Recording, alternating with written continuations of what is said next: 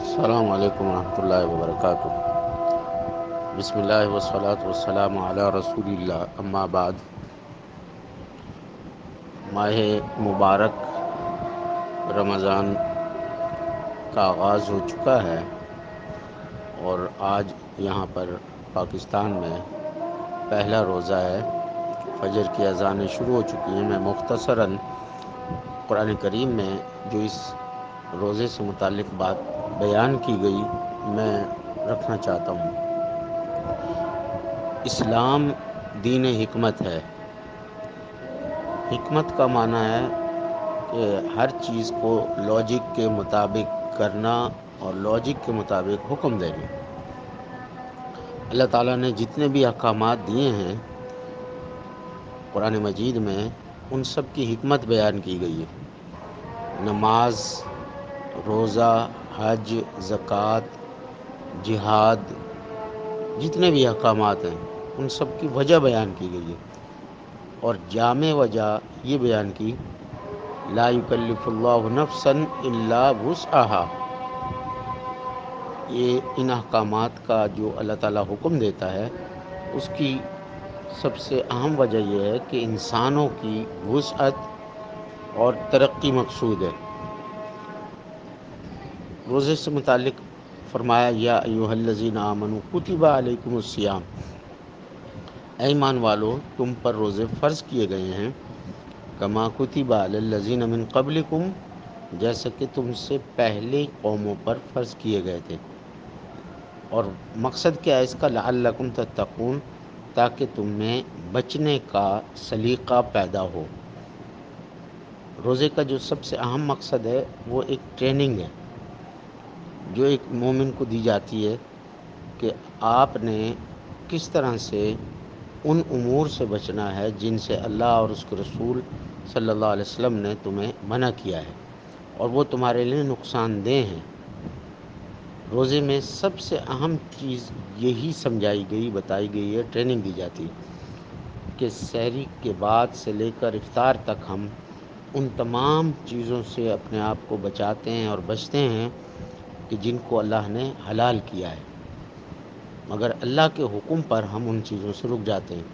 پورا ایک مہینہ اس چیز کی ٹریننگ دی جاتی ہے کہ ہم بقیہ زندگی میں، سال کے باقی ایام میں اسی طرح سے بچیں ان امور سے جن سے منع کیا گیا ہے۔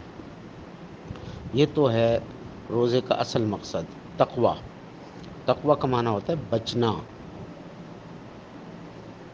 اس کے بعد فرمایا ایام معدودات، یہ گنتی کے چند دن ہیں،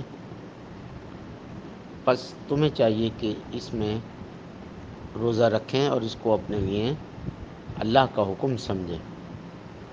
اگر کوئی شخص بیمار ہو جائے ان دنوں میں، یا اسے سفر درپیش ہو، ایسا سفر کہ وہ روزہ نہ رکھ پاتا ہو، تو اللہ تعالیٰ نے رخصت دی ہے کہ وہ ان دنوں میں جن ایام میں جتنے دن تک روزے سفر ہے یا بیماری ہے وہ روزہ چھوڑ دے، لیکن جتنے روزے چھوڑے گا وہ بقیہ دنوں میں یعنی رمضان کے بعد وہ ان کو پورا کر لے۔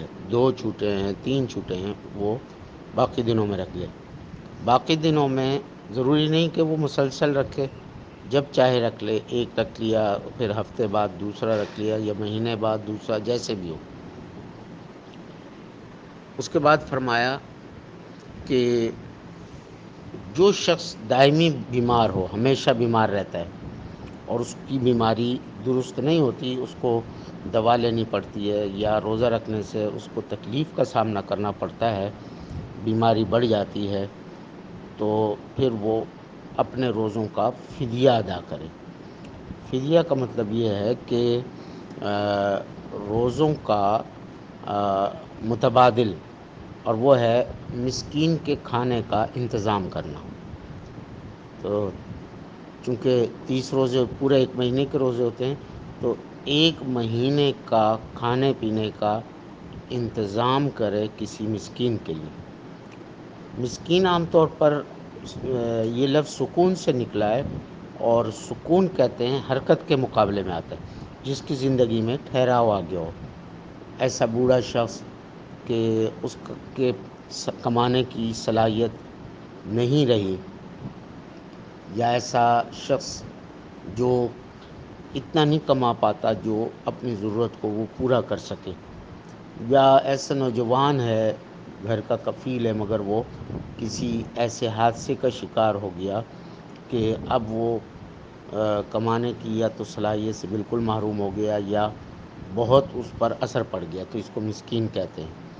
تو ایسے ایک مسکین کے کھانے کا انتظام اس شخص کو کرنا ہوگا جو روزہ رکھنے کی رکھنے سے تکلیف کا سامنا کرتا ہے۔ اللہ سے دعا اللہ تعالی ہم سب کو اس ماہ مبارک کے عبادات اور برکات سے فائدہ حاصل کرنے کی توفیق عطا فرمائے۔ والسلام علیکم ورحمۃ اللہ وبرکاتہ۔ ابو عواب عبدالحی عابد المدنی۔ السلام علیکم ورحمۃ اللہ۔